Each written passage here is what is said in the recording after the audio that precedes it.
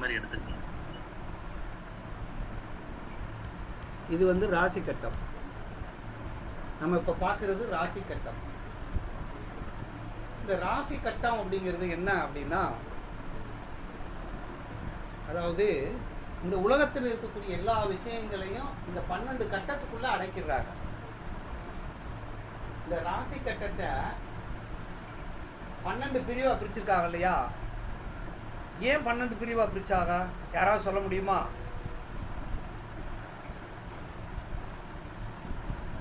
ஏன் 12ஆ பிரிச்சாங்க?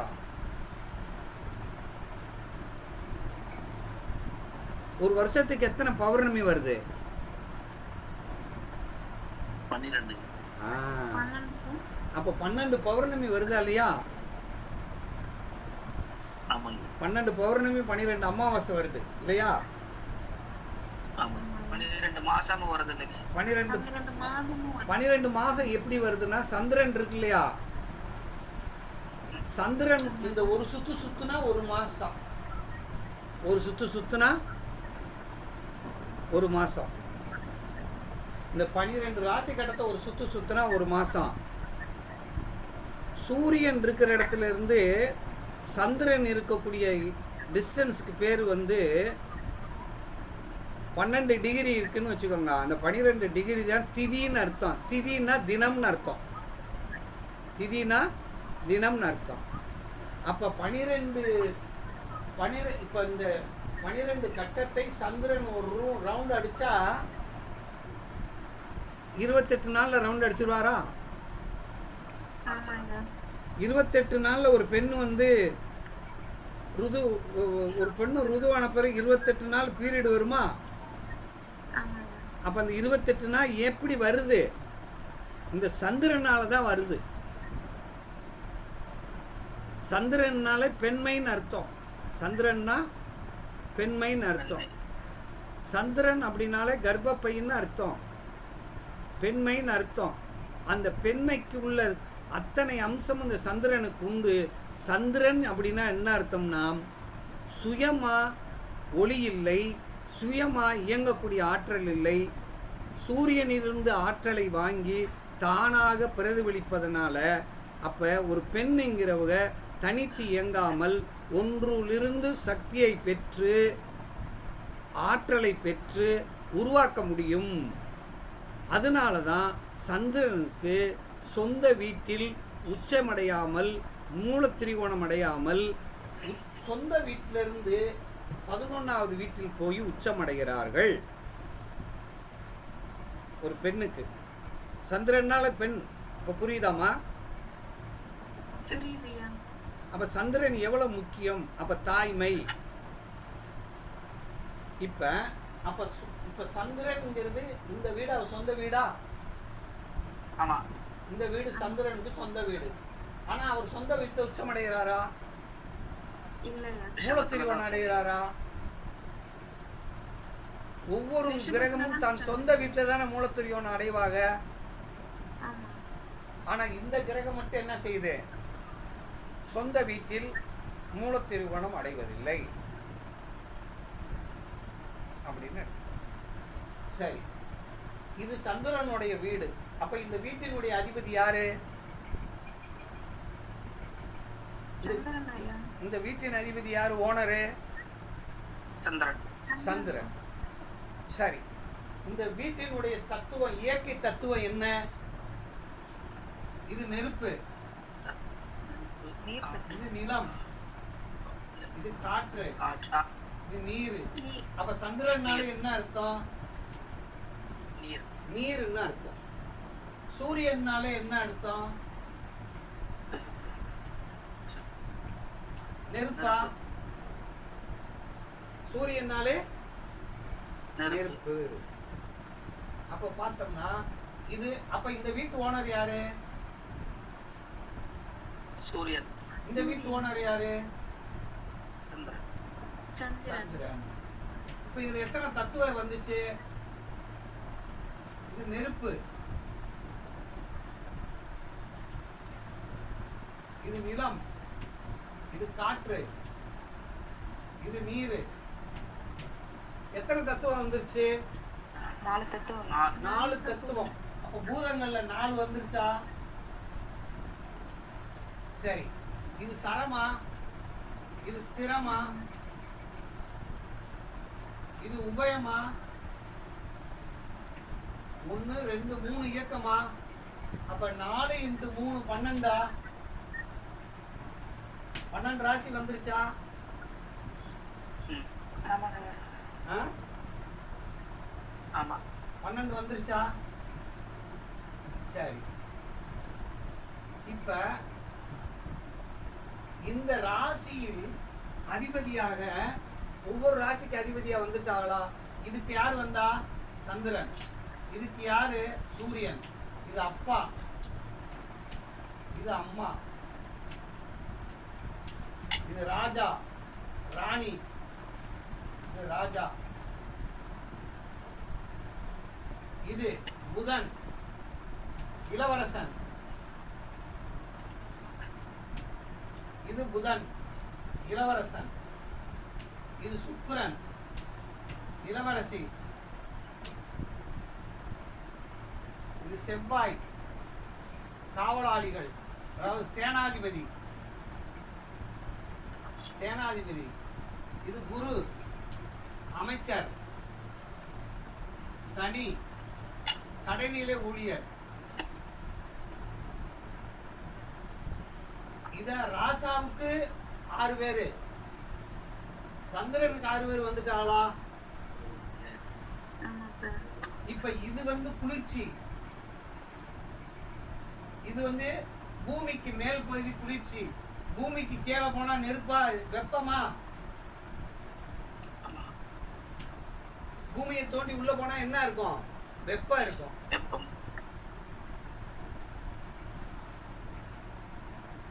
இப்ப பாருங்க, இப்ப மேசத்தின் அதிபதி யாரு? செவ்வாய். செவ்வாய். மேசத்தின் அதிபதி செவ்வாய். சரி, இப்ப நட்சத்திரம் இதுக்குள்ள இருக்கு, இதுக்குள்ள நட்சத்திரம் இருக்கு. இதனுடைய ஓனர் வந்து செவ்வாய். இதுல என்னென்ன நட்சத்திரம் இருக்கு? அஸ்வினி பரணி கார்த்திகை. இப்ப அஸ்வினிங்கிற நட்சத்திரம் இருக்கு, 4 பாதம். பரணிங்கிற நட்சத்திரம் 4 பாதம். 4 பாதம். கிருத்திங்கிறது 1 பாதம். ஒரு பாதம். அப்ப இங்க கிருத்திகைங்கிறது 3 பாதம், ரோகிணிங்கிறது 4 பாதம், மிருகசீரிசம்ங்கிறது 2 பாதம். இங்க மிருகசீரிசம்ங்கிறது 2 பாதம், திருவாதிரைங்கிறது 4 பாதம், புனர்பூசம்ங்கிறது 3 பாதம். 3 பாதம். இங்க 1 பாதத்துல முடியுது, இங்க 2 பாதத்துல முடியுது, இங்க 3 பாதத்துல முடியுதா? ஆமாங்க ஐயா. இங்க 1ல முடியுது, இங்க 2ல முடியுது, 3ல முடியுது. இங்க பாருங்க, புனர்பூசம் 4, புனர்பூசத்துக்கு அடுத்து பூசம் 4, அதுக்கு பூசம் இது 1 பாதம், ஆயிலியா 4 பாதத்துல முடியுதா?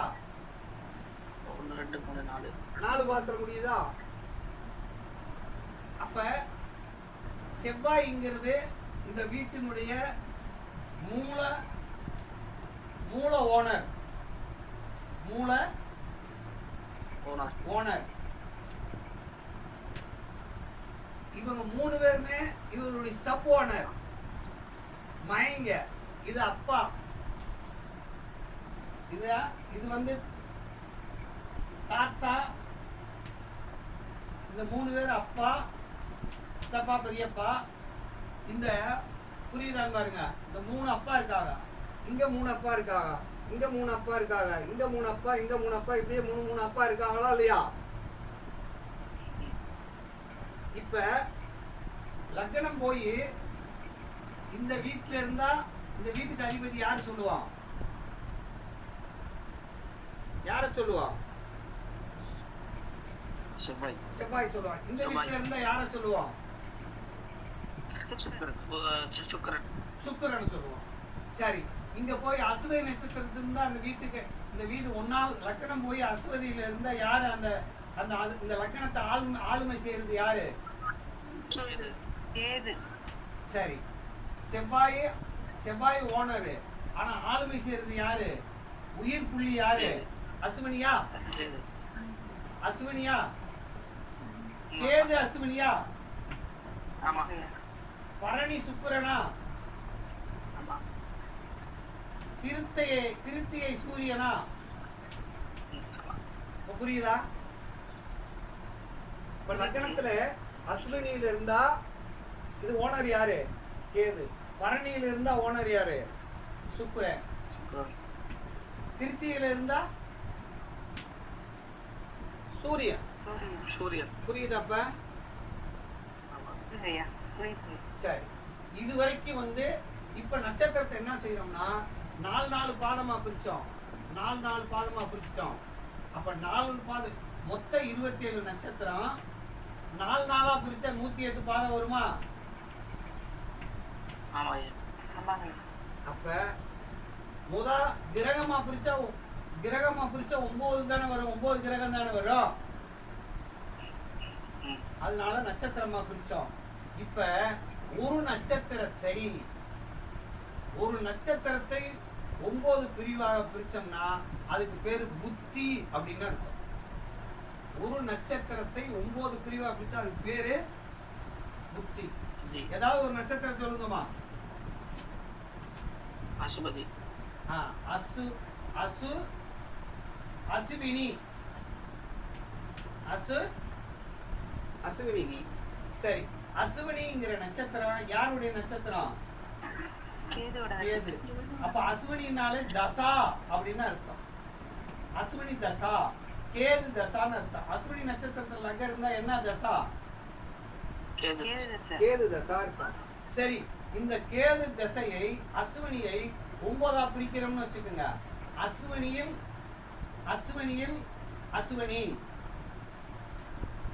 அசுவினியில் பரணி புத்தி, அசுவினியில் கிருத்திகை புத்தி, அசுவினியில் ரோகிணி, அசுவினியில் மிருகசீரிஷம், அசுவினியில் திருவாதிரை, அசுவினியில் புனர்பூசம், அசுவினியில் பூசம், அசுவினியில் ஆயில்யம். இது பூர தசை. இது பூர புத்தியா? எது தசை? கேதுங்கிறது தசா, அஸ்வினிங்கிறது தசா. அஸ்வினிக்குள்ள அஸ்வினி வந்தா புத்தி. புரியுதா? இப்ப லக்னம் இத தசா என்றும் இத புத்தி அப்படின்னு சொல்றோம். புக்தி இப்படித்தான் எழுதணும். புக்தி தசா அப்படின்னு எழுதணும். சரி, இப்ப வாங்க. அஸ்வினினா கேது தசை கேது புத்தி. அஸ்வினி பரணினா கேது தசை சுக்கிர புத்தி. அஸ்வினி கிருத்திகன்னா கேது தசை சூரிய புத்தின்னு சொல்லலாமா? இப்ப ஒரு தசைக்குள்ள நட்சத்திரத்துக்குள்ள 9 பிரிவாக வச்சா அதுக்கு பேர் கேபின்னு அர்த்தம், அல்லது சப்லாடுன்னு அர்த்தம், உபநட்சத்திரம்னு அர்த்தம். இந்த உபநட்சத்திரம் 9 பிரிவு. ஒரு நட்சத்திரத்துக்குள் 9 நட்சத்திரம் இருக்குன்னு அர்த்தம். இப்ப லக்னம் அஸ்வினியில் ரோகிணியில் இருந்துச்சுன்னா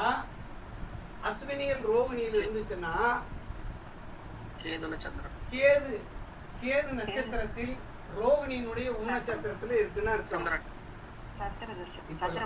இப்ப பாருங்க, இங்க லக்னத்துல அஸ்வினியில ரோகிணியில் இருக்குன்னா கேது தசையில சுக்கிர புத்தியில இருக்குன்னு அர்த்தமா? என்ன சப்ல இருக்கு? சுக்கிரன் இல்ல, சந்திரன். சந்திரனுடைய சப்ல இருக்குன்னு அர்த்தமா? இந்த இதுக்கு பேர் தான் கேபி. ஒரு நட்சத்திரத்தை 9 பிரிவாக பிரித்தால் அது கேபி என்ற அர்த்தம். ஒரு நட்சத்திரத்தை 4 பிரிவா பிரிச்சு பார்த்தோம்னா அதுக்கு பேர் பாரம்பரியம்னு அர்த்தம். புரியுதா?